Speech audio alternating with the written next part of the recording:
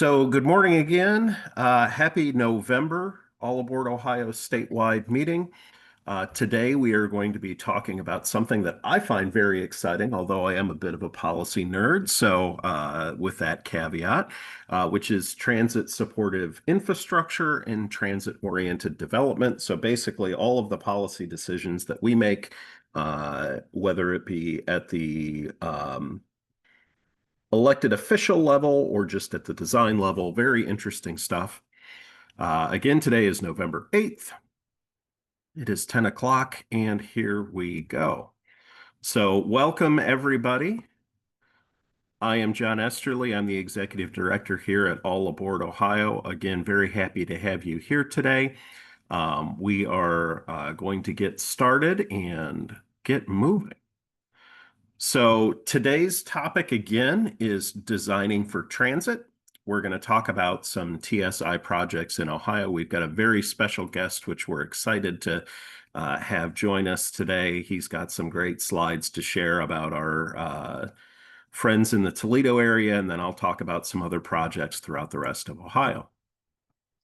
So today's agenda, we're going to talk about what is transit supportive infrastructure. We're going to take a snapshot of some projects and policies, including our special guest from the Toledo Design Collective. Then I'll give some updates on Columbus's Link Us initiative with some BRT supportive upgrades. We'll talk about some zoning and policy decisions that have been made in Cincinnati and Cleveland, and then we've got some takeaways for the group.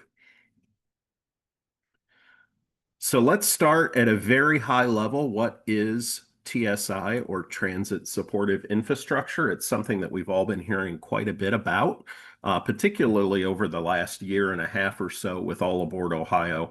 Many of you that have been on these calls for a while now know that we took a pretty aggressive position, I would say, when it came to the Link Us initiative last year. We supported that and worked with our partners at Yay Bikes and Transit Columbus here in Central Ohio to work to get the levy package passed. And we talked a lot then about what transit supportive infrastructure would mean as part of it. So what is it? It's a people first initiative. We look at street upgrades that make transit practical and attractive. So really just from a ground up standpoint in terms of the design. We look at things like sidewalks and crosswalks, appropriate lighting, ADA compliant curb ramps, things when we talk about bicycle infrastructure, protected bike lanes and multi-use trails. And all of this adds up to that first and last mile of transit. So, when we look at our goal at All Aboard Ohio of having a more connected Midwest through passenger rail, we look at that first and last mile, not only in terms of support from localized public transit, places like TARTA, COTA, Greater Cleveland RTA, and Metro in Cincinnati, rather. But also we look at that real first and last mile. How do you get from your home or your destination to that first bus stop that then gets you to the train station? Also, when we talk about that bus route or those bus services, things like dedicated bus lanes, transit signal priority. We want to look at comfortable level boarding stations with off-board fare payment, which is one of the big initiatives that we're talking about with Link Us here in Columbus. Things like figuring out how to get from point A to point B, safe access to stops, calming down traffic. So that's a very fancy way of saying speed bumps. And then also streetscape, so making things look attractive. These policy complements that are listed here: transit-oriented development zoning, parking reform, and access management. So kind of the first things that we talked about there, those are the nuts and bolts of the construction, the capital expenses, but then we also need to complement that stuff with good policy from our local and state governments. So now I'm going to turn things over for a presentation to Ryan Bunch, who is the studio director at the Toledo Design Collective. So I'm going to stop my share and allow him to share. And we're going to learn a little bit about what they're doing in the greater Toledo area with transit-oriented development. Great. Thank you so much, John. And good morning, everyone. Okay. Everybody can see? Okay, great. I see heads nodding and thumbs up. That's wonderful. Hi, it's nice to be with you all. I appreciate the invite from John to join you all this morning. My name is Ryan Bunch. I'm the studio director at Toledo Design Collective. We are if you're not familiar with TDC, we are an urban planning and design nonprofit here in Toledo. Our mission is to advocate for excellence in design and planning and and support revitalization and sustainability in Toledo and the Toledo region. We do work outside of Toledo, though largely most of our work has been in and around the central city. So we actually have been around for a little bit of time. We turn 25 next year, which we're very excited about. TDC is kind of an interesting organization. We're part of a collective of civic design centers, which I'll talk about here in a second. But our goal really is to help advance real ground up, resident driven neighborhood priorities in design planning in both social and civic infrastructure. So helping people connect to place. We've done about 20 plus projects in and around the central city area and as well as around the region. You might have seen some recent press around the Broadway corridor, which was recently redone in Toledo. And that is a really exciting example for us because we started that process 10 years ago and just got to construction this year. So it was a really great example of how kind of forward thinking and thoughtfulness in the design process does yield results, even though we often don't see them right away. So, um, but our kind of fundamental truth here is that quality urban planning and design is a right of everyone, and so we work really hard to be inclusive in our processes. As I mentioned, we're one of 60 design centers in the nation, so we think it's pretty cool that Toledo has one and has been around, one that's established and has been around for quite some time. Our partners in Ohio are CUDC, which is Kent State's operation in Playhouse Square in downtown Cleveland. And then, of course, the Neighborhood Design Center in Columbus. The Niehoff Urban Design Studio in Cincinnati, excuse me, I believe is kind of on hold at the moment. But they've done some really great work in the state as well. So we offer a handful of services from engagement, planning, workshops, corridor studies, things like that. But I really just kind of wanted to level set as we get into this conversation about sort of when we talk about urban design, what is urban design? When we talk about planning, what is planning? And so, you can kind of, there's almost sort of a linear process here. We're way at the front end, right? So what we like to do is think about how a space is most useful, what makes it look good, how the land gets used, how it can be most functional, how it can serve the most amount of people possible. Inside of that design is then the design of architecture, right? What kind of buildings go there? How do they function? Who do they serve? And then that gets handed off to, the civil engineers, who really have to make all these structures work, and then obviously the construction folks who are literally building them. So we're one step very early on, often in these processes when you see them actually getting to the build stage. From more the planning perspective, I think this is really kind of what we're talking about here today. You see transportation and mobility on there, but it's all inclusive. It's everything that we're thinking about, right? It's safety, it's health, it's education, it's economic development, it's green space. It's really how we interact with our city and all of the things that it takes to be human in a place that is serving humans, right? And I use these pictures on the left, right? These are the same pretty much photo about 40 years apart. So you can see if you're familiar with Toledo, our kind of iconic skyscraper down there in the bottom left corner. This is the exact same shot from, I think, 1979.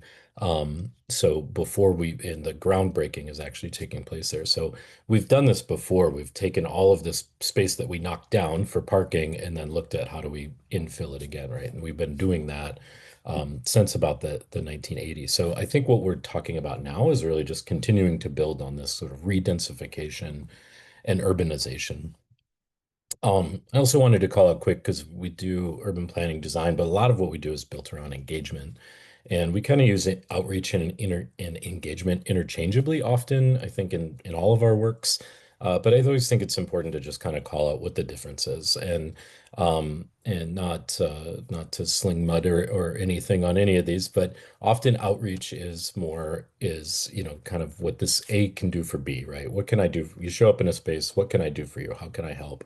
Whereas engagement really is more of an exchange. What can we do together? How can we build relationship? How can we be in this for the long term? And that's doing the work with and alongside verse two and four. So all of this fundamentally, if you're not familiar with Jane Jacobs' seminal work, The Death and Life of Great American Cities, Jane Jacobs was an urban planner that really kind of meant to stick it to the man in her observations of her neighborhood in New York City. And so she kind of boiled down lots and lots of urban planning myth at the time into what she noticed just on how people actually use the city. So kind of four core elements, which you see mostly, short walkable blocks, a mix of uses, older and newer buildings, density and walkability. And, I always say this kind of box here at the bottom. At the end of the day, our job is to form emotional relationships with space, right? Or heighten them if they already exist, or form them if they're not there already. In Toledo, what's become really important about this is we don't have a network of community development corporations. So these real neighborhood-based agencies that do housing development, that connect with residents and offer, kind of micro services. We don't really have a lot of those agencies here in Toledo. We used to have many. We don't have a lot now. We lost a lot of them through the Great Recession and just kind of economic hardship. And so one of the things the planning process has done is really given a way for community to have voice and to organize around advocacy for their neighborhood through this process, and really documenting their wants and needs to become tools for advocacy and then ultimately investment and development. There we go. Sorry. And so, I always say we kind of have an interesting model here because it's really built around a lot of collaboration. When you don't have that lead agency in a neighborhood, but something important needs to happen in that neighborhood, we have to get all of these groups together that find kind of an interesting corner of their mission to make the projects go. So that can be, as diverse as a land bank, a metro parks, an arts commission, the art museum, Toledo Public Schools, right? YMCA, like all of these different agencies come together and kind of like a Trivial Pursuit piece puzzle, find some corner to fill that gap of CDCs, and TDC's been effective at doing that here through our planning processes. We see about $100+ million of current active projects. These are not our projects. We do not have $100 million, but there's so much activity going on, and much of it is built off of or as a result of the planning process. So why do I mention all of that? Because I want to just give a little bit of background to what really is well-defined, well-designed urbanism and what the outcomes of that are. And so, again, in that sort of when we're talking about transit-oriented development, we're not just talking about getting people access to the transportation, it's all of the residual pieces and parts that connect to it, right? It's housing access and affordability, it's economic inclusion, it's workforce development, access to workforce. When we build these mixed use facilities, there's entrepreneurship opportunities. All of this walkability tends to increase public safety. It increases access to health. And really importantly, especially in the context of where we are at this moment, increases access to food. And has all kinds of, we have all kinds of studies out there that show all of these elements, help reduce infant mortality rates. They increase success in schools, lifestyle and career opportunities, and opportunities to age in place. One of the, you know, fascinating things that I've seen that came out of a study in Austin as they're looking at upgrading their public transit network. They did all this wearable technology research. It was very, very interesting. But what they found is just the coordination of planting trees near bus stops alone, making this like sort of one unified experience, reduced the feeling of waiting by 7 minutes. So people felt less like they were waiting. And just that experience alone lowered blood pressure, reduced stress and anxiety, right? And so that has all these implications on in individuals' health outcomes, reduced stroke and heart disease and things like that. But you start to multiply that at a population level, and you can really see some tremendous impact of this investment in this work over time. So in Toledo, what does that look like? How did we get here? Why are we here? I would say over the last 10 years, we've really, as a community, began to buy into and invest in walkable neighborhoods, more connected infrastructure, again, looking at a lot of that collaboration. And starting to look at how we've designed our city. A lot of the issues we have in terms of crime, safety, food, lack of food access, things like that. We designed our city by car, so we widened streets and all of these things. And now 80% of daily trips are by car. So that makes it very challenging for folks that don't have one. It makes it challenging for folks who want to bike. There is a big biking community, especially in some of our central city neighborhoods. And so we're kind of, I think, all in on creating, at least assessing and creating more complete streets. Tarda is really, really ramped up, and I do not represent Tarda. We work very closely with them. They're a great partner, and we're happy to serve on the BRT study committee. Um, so I just want to offer that caveat. Happy to answer any questions I can. Tarda's really leading the way and done a tremendous job in really elevating why this work is important. So their current rapid transit corridor study is assessing what's happening in terms of rapid transit around us, but ultimately is looking to identify opportunities to enhance mobility, reduce travel times, connect residents to jobs, education, healthcare, enhance safety. And then they're also partnering with the City of Toledo's Vision Zero, which is national mission to get to zero traffic fatalities and injuries, and then the Safe Streets for All program as well.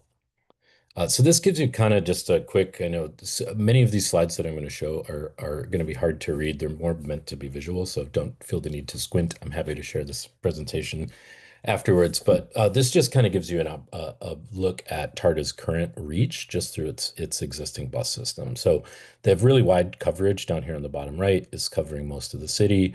Up on the top left, last year they introduced their Tarda Flex Zone, so where you can pick up rideshare service at the end of a line and get to that last mile service that you need. So you can see just beyond the city borders, we're really getting out into the suburbs. And I think that's important in the context of how we talk about this BRT study area. So if you're not familiar with the city of Toledo, this is our study area, and I'll have a map later that I can kind of point out where this is at. But effectively, what we're doing is going from Oregon, which is a suburb to the far east on the other side of the east side, all the way out to Sylvania, which is the westernmost city in Lucas County. So it's a really nice long stretch. Up here in the right, you can see this connects everything from downtown, the Glass City Riverwalk, which is a $250 million Riverwalk that Metro Parks is in process of building, the Mud Hens Stadium, to Toledo Hospital, the Toledo Museum of Art. There's also, I think, 7 grocery stores that are connected along this route. So it really starts to change the way we think about that food access and getting folks from what we might now call food deserts into fresh, healthy food areas or food options. So really just it's a big long stretch and it's a pretty tremendous opportunity. So what the study is looking at right now is, again, what's the road configuration going to be? There's lots of different options. Monroe Street is pretty wide. It's on average 5 lanes, 2 lanes on each side with a turn lane. And runs, like I said, all of those amenities past the mall in West Toledo, et cetera.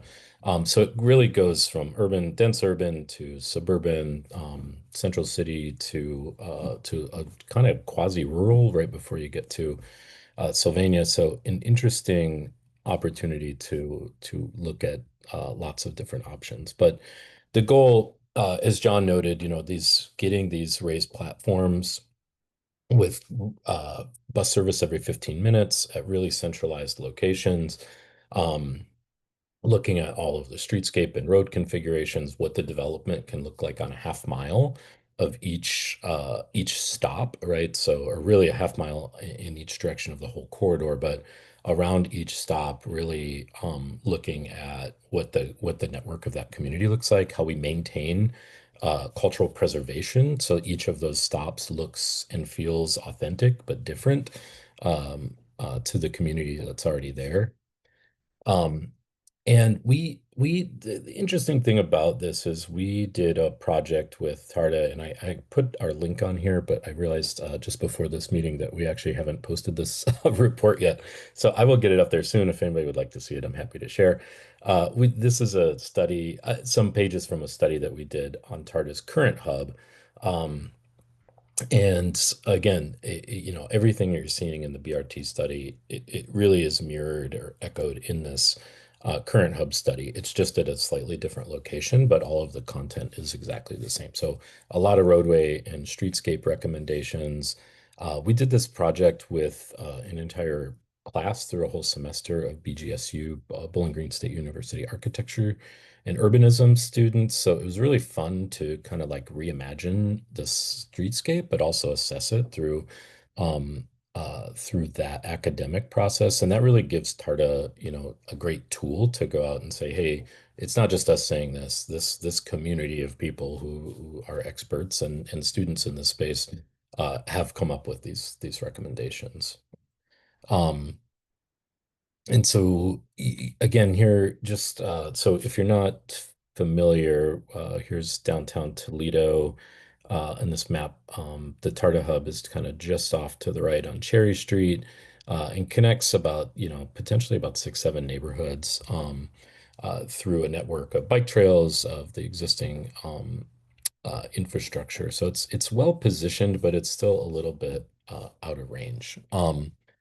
The one thing that I really wanted to emphasize in this presentation, and we're covering a lot of ground here, I realize. So, but is that one thing we worked really hard is to look at existing community plans, and I would urge everyone here, as you're thinking about transit supported infrastructure or development in your community, look at what other plans are out there, and some of them might not be the first ones that you think of, the most intuitive.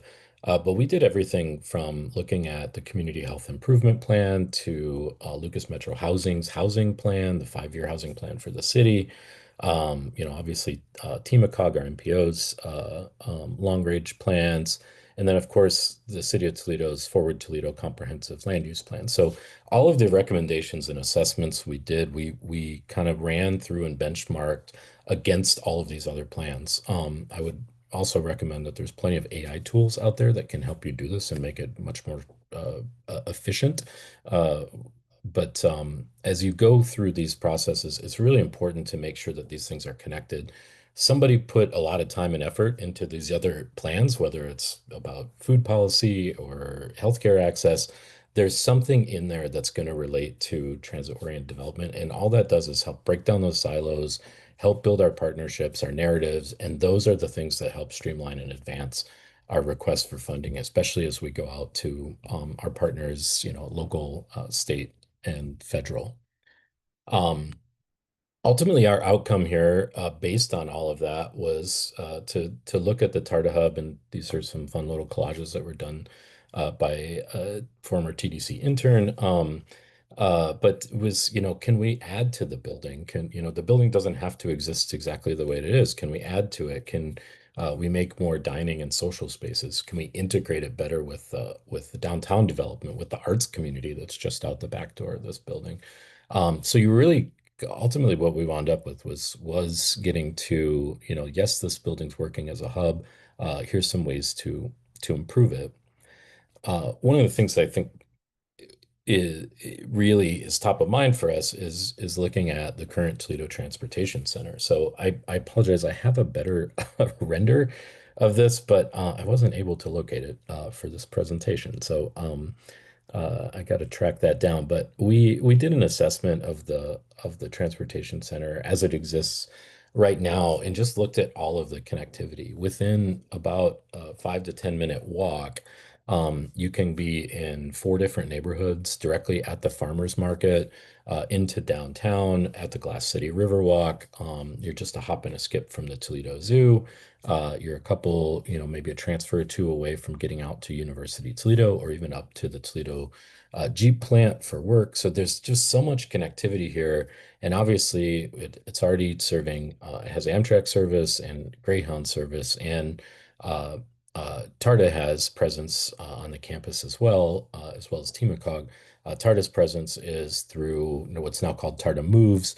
TARTA Move, it was previously TARPS, their paratransit service. So there's opportunity to really think better about how we utilize that train station, look at reconnecting the train station through development. It's a little offset right now from some of this, exciting downtown development, but it's would be very, very easy to get it connected. So that's something we're advocating for. I think, the point of all of this is all of this work really functions on enhanced walkability. Right now, our current walkability score is 42. You can just Google how to look up your walkability score. And there's plenty of tools out there that can help assess it. But we're low on the ranking, but we're near halfway, so that's not terrible. We could probably improve. And especially as we look at developments around us, most of these are from examples from Detroit or Cleveland that are in process. So these are real things that other folks around us are working on, and so we kind of use that as a way to push and say, "Hey, we got to catch up here." Um, and there's plenty of opportunities to do so. So this is Toledo's got a lot of vacant land to use. I don't know what the exact percentage is, but you can see here just by density, we got plenty to share. One of the things that we're really pushing for is some changes in policy and zoning. The Forward Toledo plan has been a wonderful addition to our advocacy tools and to our community economic development tools. And we actually have a bid out. The city has a bid out right now for a complete zoning code rewrite, which we think is going to be a real game changer. But these reduced minimum lot sizes allow for things like ADUs, for accessory dwelling units, for smaller yard maintenance. In Central City specifically, we have a lot of grandparents raising grandchildren, right, or single parents, and so large homes or large yards that require lots of maintenance just aren't feasible. And that density, filling in the infill, really does help to get more eyes out on the street. And it's doable. This is a case study from Erie, PA, so not a hot job market joint like Nashville or something like that, but Erie's, a growing community, redensifying, but they took a 2.7 acre site, aggregated 18 parcels, built 58 units, three types of housing on it, so a range from small studio to a little bit larger, a couple of bedrooms. It's walkable to the waterfront. It's connected to their transit system, and it's just a few blocks from downtown. So again, there's cities out there like us that are doing this work.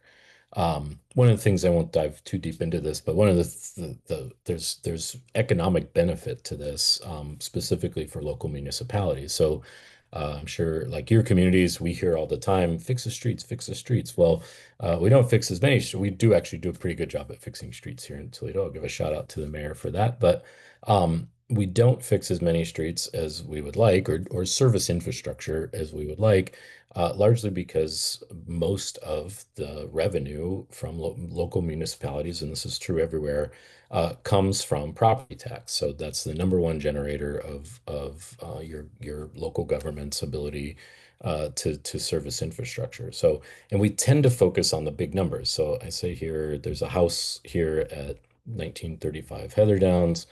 big number, $170,000 for this house, right? Big number compared to 36,000 for this kind of empty building that's out on South Broadway in the central city. The valuation, when we look at that, we just assume that it's going to yield more in property taxes. But when you actually look at this mixed use, where it's located, that smaller dollar property is generating per acre much more, $2,100 per acre in county taxes versus the higher, seemingly higher valued home, which is only yielding about 1,200. For comparison, the Walmart on Glendale, which is nearby both of these areas, produces $2,200 an acre, which is much closer to the small building. So it just is there's economic benefit to thinking about land use, parcel size, density, that we really haven't baked into our psyche because we tend to think that single family homes, large areas, those big properties that are paying property taxes are kind of our way out, and actually they're not. Um, I think the fun thing about this is a map of railways and train cars from about 100 years ago here in Toledo. We've already done a lot of this, so this isn't, it's new work that we're doing, but it's really about assessing the past. What did we get right in the past? What did we undo maybe that we shouldn't have? Unintended consequences of things we thought were going to work out that maybe didn't, and then ultimately I think that's kind of what is driving our thinking going forward is as we're thinking about the future, how do we think about the past? How do we think about what we've done? Who gets to participate in sort of shaping these outcomes? And really, our theme for this year has just been asking these simple questions. What kind of city do we want to be in the future, and for who? So that's my presentation. I know that's a ton of information about Toledo and around the area, but if you have any questions, I'm more than happy to share. Thank you, Ryan. Why don't we do this? I've got a few more slides that kind of talk about some of the same types of concepts, but in different cities around the state. And then I think we can open the floor to questions primarily to you. But I'm happy to answer any for the rest of the state. And I just, just for one, that's such incredible information. I think most people on this call know that I'm a native Toledoan, so it's always great to see such wonderful development happening in downtown. So, did want to give a quick snapshot of our projects and policies across the state, other than Toledo, which Ryan did a wonderful job of talking about. We've got some capital projects underway. We already mentioned the Columbus Link Us corridors. We've already started, really the kind of the nuts and bolts of the West Broad corridor. East Main and Northwest are in the very final stages of planning and development, so we expect to see those come very soon as well. What's most interesting, and we'll kind of look at some of the some of the details, is we are embracing dedicated lanes, modern central meaning central in the roadbed stations, safer crossings, signal priority, all of the things that you'd expect to see in a functional BRT route are being planned into at least the West Broad corridor. We've got a 5-year capital plan that CODA has already approved. That's the best news of everything is in their very first meeting in 2025, they approved dozens of transit supportive infrastructure projects across the region. And then we'll talk about some policy momentum in Cincinnati and Cuyahoga County. So again, the Link Us overview here, really looking to develop out a broad mobility and growth strategy that's centered on BRT corridors. We'd mentioned 3 of them. There are a number that are also in kind of the earliest stages of development that would help connect other parts of the city that aren't necessarily part of the West Broad, East Main, or Northwest corridors, including the Northeast corridor, which would finally get me usable bus service in my area of town. We're really focusing on a historic investment, and I can't emphasize how historic it is. Hundreds of millions of dollars of investment in things like sidewalks, crosswalks, bikeways, greenways, and trails that will really help folks move around the city in things other than cars. New transit centers, park and ride facilities, improved stops and shelters. Those that have heard me go on my rant about, the five S's of public transit, this just it really warms my heart because this is addressing a lot of the things that we see, particularly here in Central Ohio, but really everywhere when it comes to making the experience for public transit better. And then again, we're looking at some programming changes that will give better reliable service, better access, safety, and again, those first and last mile connections between your porch and the stop. So by 2030, so very, very short horizon, we look to double the current regional investment in sidewalks and trails to more than $250 million, fund more than 150 miles of new sidewalks, trails, and bikeways, most of which in the central core, kind of within the 270 belt loop. 35 jurisdictional projects, 55 which cross jurisdictional lines. Our MPO down here in Central Ohio is taking a pretty big lead in that, MORPC, just because of their ability to manage projects across these jurisdictional lines. Improve access to transit for more than 140,000 people, which is, something on the lines of 20% of the population of Columbus. And then again, just in the next 5 years, 80 projects, including these sidewalks, bike paths, greenways, and trails, improving the safety at crosswalks and upgrading bus stops across the COTA zone. Little update on the West Broad Street for those that aren't as familiar with Link Us, that are maybe newer to our group here. It is a 9.3-mile corridor from Prairie Township, which is on the very west side of central Columbus area, to downtown. There will have 17 BRT stations, including the last 5 miles coming into the city as dedicated bus lanes with middle of the road stations. As they create those dedicated lanes and those central stations, they're also going to have integrated bike lanes, sidewalk upgrades, and new community amenities. So a lot of this, we've got again, a generational opportunity here in Columbus to redevelop chunks of the city, including this West Broad route. And really, they're planning on completely rejuvenating that entire portion of the city from literally from the ground up. East Main Street, again, we're in the kind of the final stages of planning there. We're hoping to see dedicated transit lanes with transit signal priority.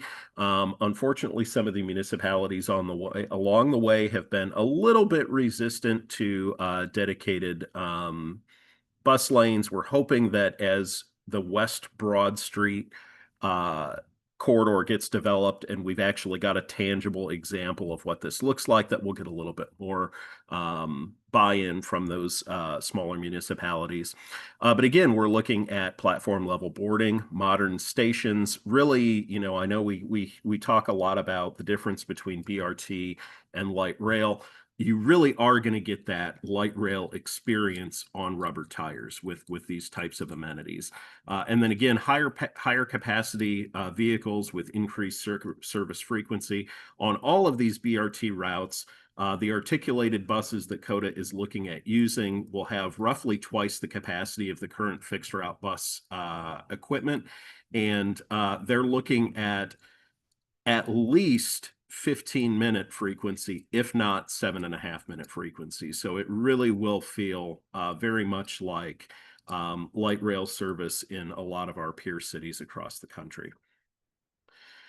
COTA has committed to introducing multiple BRT lanes within the service area. Again, we've got plans for 3 with multiple others that are in discussion right now. They want to increase total service hours or total service accessibility by 45%. And they're going to do that through obviously the BRT lanes, but also through augmenting their existing fixed route bus service, which we have already started to see. We've started seeing later service, even into the wee hours of the morning along many of the more popular routes. And we expect to see a return to 24-hour service in the near term, which is something that we lost during the pandemic.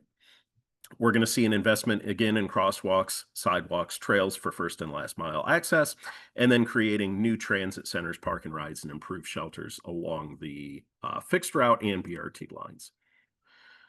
Some other things that are going on statewide, Ryan had mentioned some advocacy that they're doing in the Toledo area around zoning. We've seen very similar conversations happen in kind of the other big cities around the state, and candidly, even some of the smaller cities around the state. Things like reducing or even eliminating parking minimums, allowing those ADUs to be constructed, which really does offer an opportunity to densify.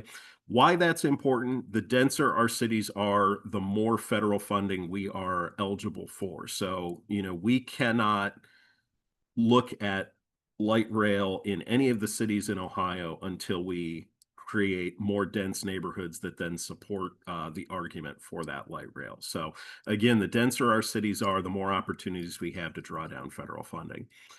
Some things that Cincinnati is doing, they have a Connected Communities initiative that was approved by their city council in the middle of last year. It allows more homes near business districts and major bus corridors. It modernizes zoning. So again, we talk about making things denser. We want to support those walkable, transit-rich neighborhoods. And they're also pairing zoning reform with transit-supported infrastructure. So we get, again, kind of this hand in glove commitment to not only have better public transit, but also have better zoning, and kind of develop those two concepts at the same time, because you really can't do one without the other. On the other end of 71 up in Cuyahoga County, they are really looking at a model transit-oriented development overlay. Now, it sometimes pains me to say this, but the city of Cleveland and Greater Cleveland RTA really does have, I think, the most robust public transit in the state of Ohio. They've already got a number of existing BRT lanes. They've got robust fixed route bus service. And then they also do have several light rail lines through the center of the city and beyond that really do support movement from one portion of the city to the other. So this TOD overlay was released in April of 2024 by the County Planning Commission. We're looking at shifting around, again, the way that we zone, the way that we require parking, and really trying to emphasize use of transit instead of use of vehicular transportation. Also, these types of zoning will encourage larger mixed-use pedestrian-friendly infill. So if we've got, again, to Ryan's point, if we've got parking lots that are no longer required because we no longer have the zoning that requires them, what can we put instead of the parking? And again, having these multi-use facilities that really do offer dense urban living, I think that's a wonderful idea to continue forward. And then again, planning out template communities, or a template that communities can adapt to accelerate their transit-oriented development implementation. So again, we're looking to, as we rebuild these streets, make sure that we're doing it in a way that supports not just vehicular travel, but also bus, pedestrian, and bike. We also want to make sure that as we're developing the physical infrastructure of the street, that we zone around it in a way that supports that type of transit-supported infrastructure. Again, these two things go very much hand in hand.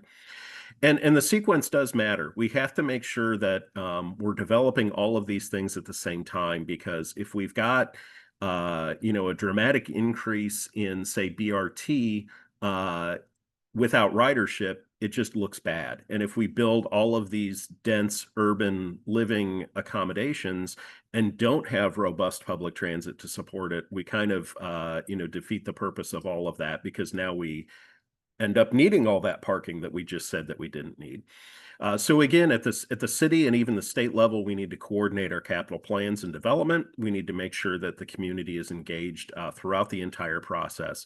And I love that I accidentally used the term engagement there because I think that really is, what needs to be done. We are planning people's communities, not just a place where they're going to live for a year.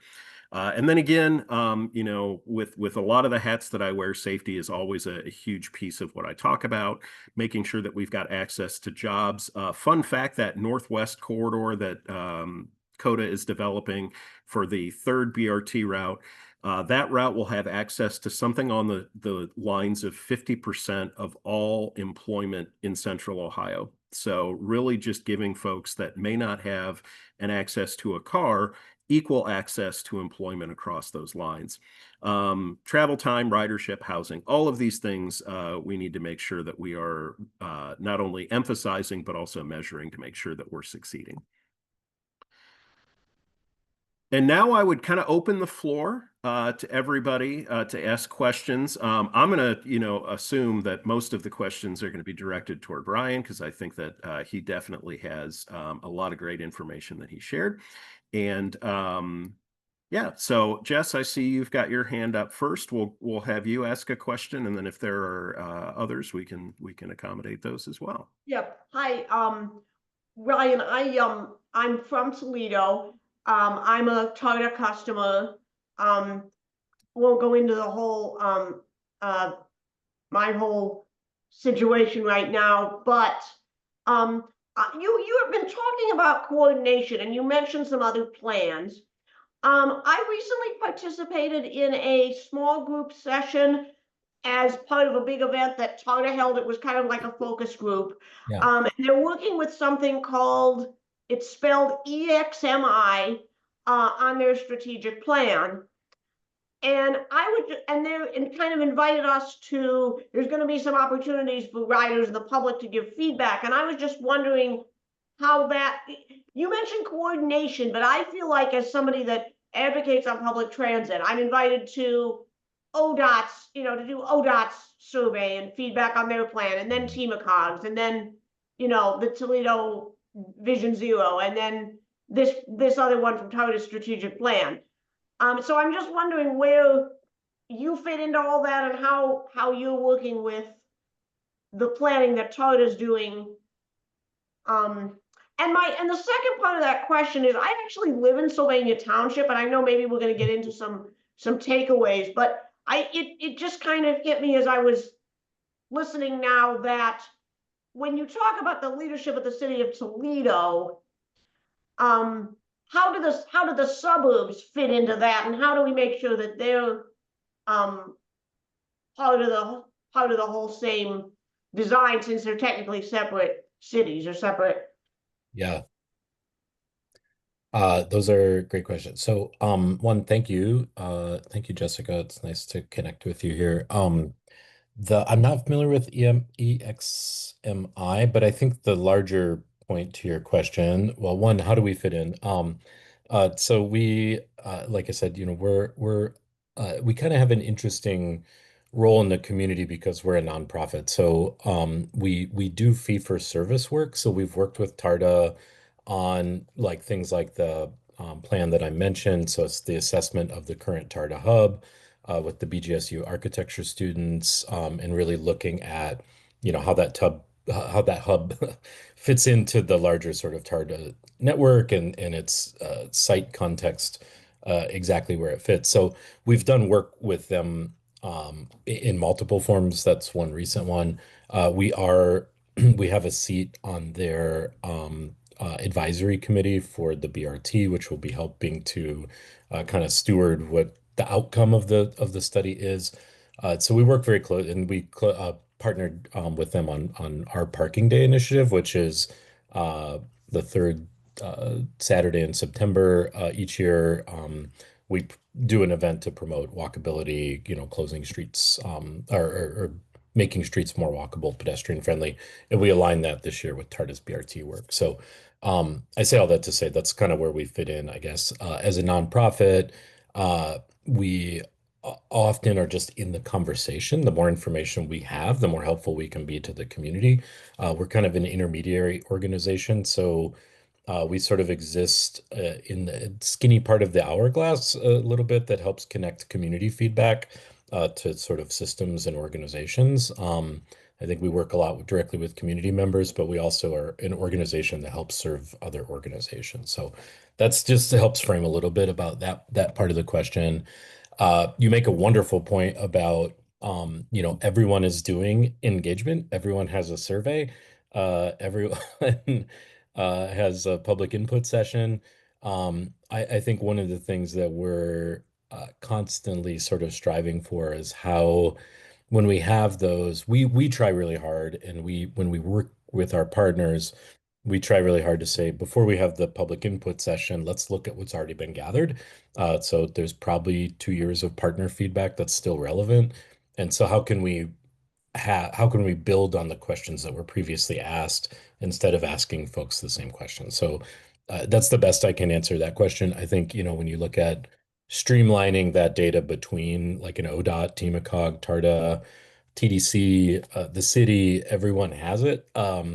I think that's an area for improvement, to be totally honest. And that's why I really advocate for folks to look at those plans, reports that have already been done, include not just everyone here, but including our partner agencies. So you make a great point that that's a place that can be improved. To your last question, that's one that came up actually out of our group in the BRT study area.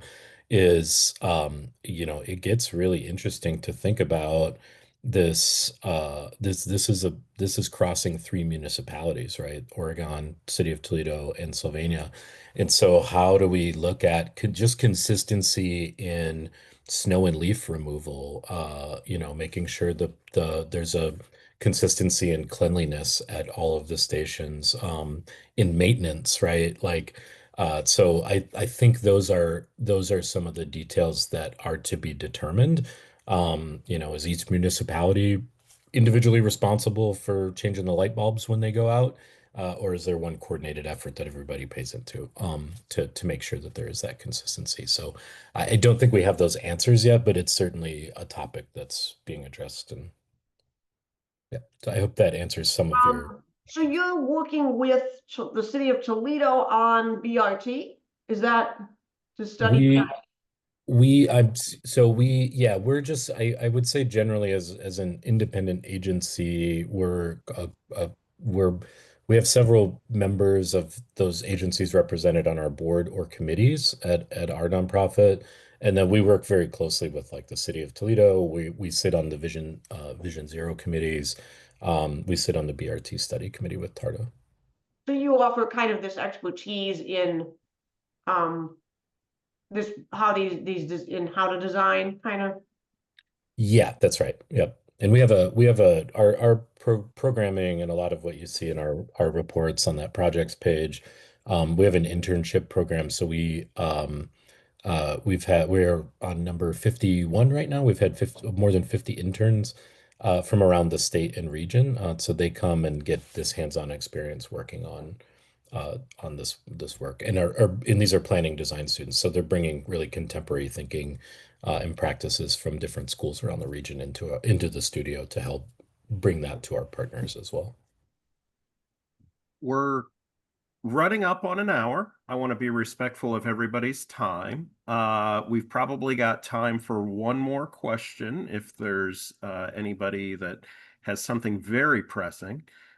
Feel free to raise your hand in the chat.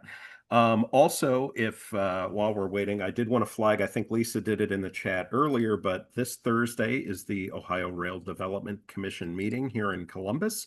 So for those that are in Central Ohio, feel free to join us at 11 o'clock. It will be at the ODOT headquarters. And then if you are not local to Columbus, it is broadcast online. So you can listen and watch online, and you can also ask questions and make public comments online, which we always encourage, kind of keeping the temperature high on conversations of passenger rail. And then I do see that Lisa did share that link in the chat, so be sure to check that. And then Glenn, very timely, another Toledoan with his hand raised. We'll give you the luxury of the last question. Yeah, and this is a little bit kind of off topic, but I since I got you on the Zoom meeting here, I wanted to ask you about stage 2 of the rail corridor project that the FRA is doing. Once that stage 2 is completed and they send the reports into the federal government, will our organization and your organization, will we have access to those plans so we can review the cost benefit stuff? That's my understanding, is that all of those documents, particularly 3CD and Cleveland, Toledo, Detroit, will be available for public access.